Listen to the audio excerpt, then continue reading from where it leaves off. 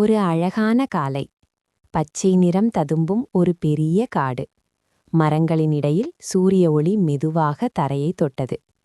அந்த காட்டின் விளிம்பில் ஒரு சிறுவன் நின்று கொண்டிருந்தான். அவன் பெயர் ஆர்வின். ஆர்வின் ஒரு சின்ன ஆய்வாளர்.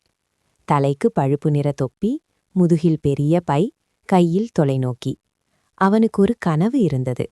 இந்த காட்டின் ரகசியங்களை நான் கண்டுபிடிக்கணும். இந்த காடு சாதாரண காடு இல்லை. இதற்கொரு பெயர் உண்டு. பேசும் காடு. அங்கே மரங்கள் காற்றில் கிசுகிசுக்கும், விலங்குகள் மனிதர்களை புரிந்து கொள்ளும். காடு நல்லவர்களை மட்டும் அனுமதிக்கும். ஆர்வின் காட்டுக்குள் முதல் அடி வைத்தான். அப்போது கிர், ஒரு மென்மையான சத்தம். புதர்களுக்குள்ளிருந்து ஒரு குட்டி புலி வெளியே வந்தது. அது கோபமாகவும் இல்லை, பயமாகவும் இல்லை, ஆனால் தனியாக இருந்தது. ஆர்வின் மெதுவாக அமர்ந்து சொன்னான், பயப்படாதே, நான் நண்பன். அந்த குட்டி புலியின் கண்களில் ஒரு சோகம். அது மெதுவாக ஒரு சின்ன குரலில் பேசியது. என் அம்மாவை நான் காணாம போயிட்டேன். ஆர்வின் அதிர்ந்தான். நீ பேசுறியே? புலி சிரித்தது. இந்த காட்டுல எல்லாரும் பேசுவோம். ஆர்வின் குட்டி புலிக்கு பெயர் வைத்தான், வீரா. இருவரும் சேர்ந்து காட்டுக்குள் நடந்தார்கள். வழியில் பேசும் கிளி, பாடும் மாறு, அறிவாளி ஆமை.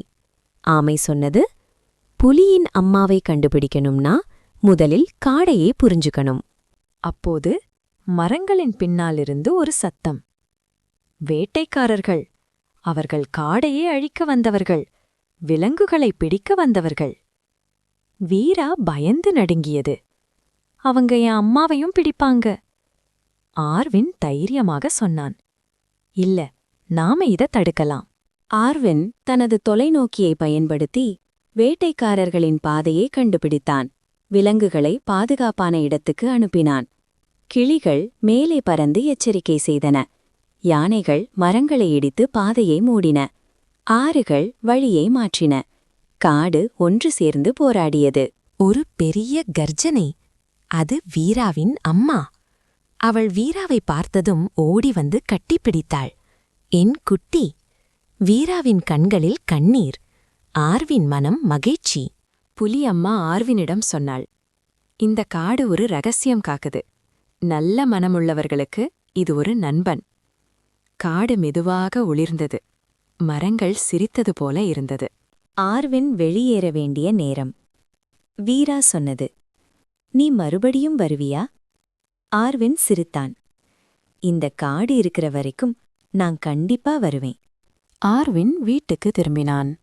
ஆனால் அவன் மனசு இன்னும் காடில்தான். அவன் டயரியில் எழுதினான், காடு ஒரு இடமில்லை, அது ஒரு உயிர். கதையின் கருத்து: இயற்கையை பாதுகாக்க வேண்டும். விலங்குகள் நம்ம நண்பர்கள். தைரியமும் கருணையும் சேர்ந்தால் பெரிய மாற்றம் செய்யலாம்.